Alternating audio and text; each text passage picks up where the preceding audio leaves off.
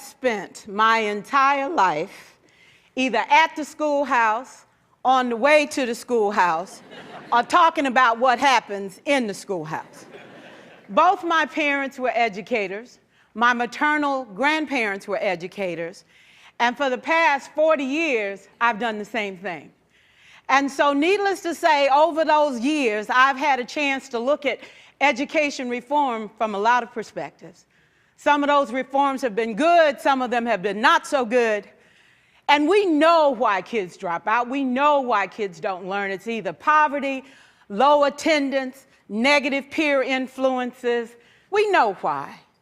But one of the things that we never discuss, or we rarely discuss, is the value and importance of human connection. Relationships. James Comer says that no significant learning can occur without a significant relationship. George Washington Carver says all learning is understanding relationships. Everyone in this room has been affected by a teacher or an adult. For years, I have watched people teach. I have looked at the best and I've looked at some of the worst. A colleague said to me one time, they don't pay me to like the kids. They pay me to teach a lesson. The kids should learn it. I should teach it, they should learn it, case closed. Well, I said to her, you know, kids don't learn from people they don't like.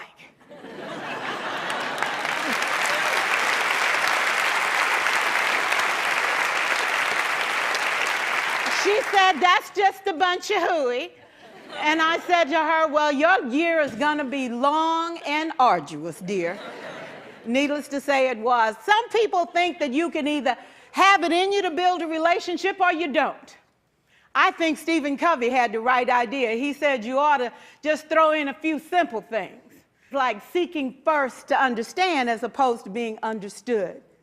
Simple things like apologizing. You ever thought about that? Tell a kid you're sorry, they're in shock.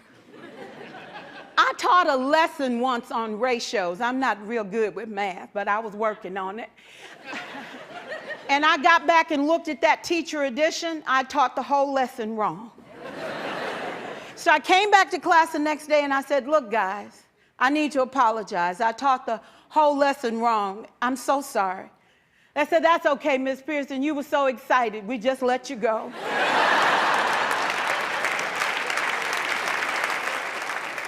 I have had classes that were so low, so academically deficient that I cried. I wondered, how am I going to take this group in 9 months from where they are to where they need to be?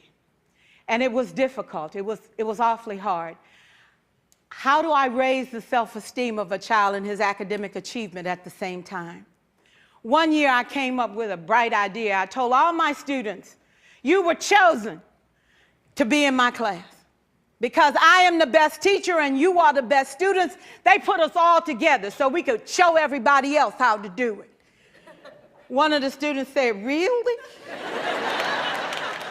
I said, really? We have to show the other classes how to do it. So when we walk down the hall, people will notice us. So you can't make noise, you just have to strut. And I gave him a saying to say, I am somebody. I was somebody when I came. I'll be a better somebody when I leave. I am powerful and I am strong. I deserve the education that I get here. I have things to do, people to impress, and places to go. And they said, yeah. You say it long enough, it starts to be a part of you. And so,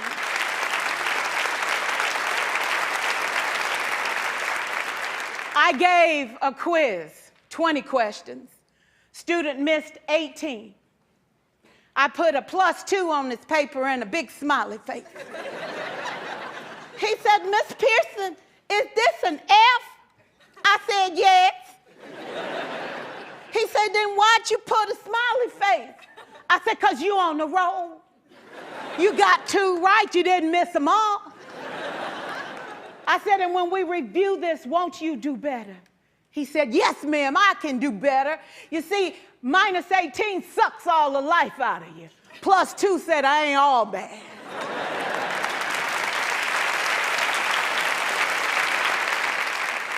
4 years, I watched my mother take the time at recess to review, go on home visits in the afternoon, buy combs and brushes and peanut butter and crackers to put in her desk drawer for kids that needed to eat, and a washcloth and some soap for the kids who didn't smell so good. See, it's hard to teach kids who stink.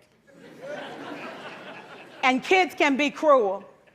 And so she kept those things in her desk, and years later, after she retired, I watched some of those same kids come through and say to her, you know, Miss Walker, you made a difference in my life.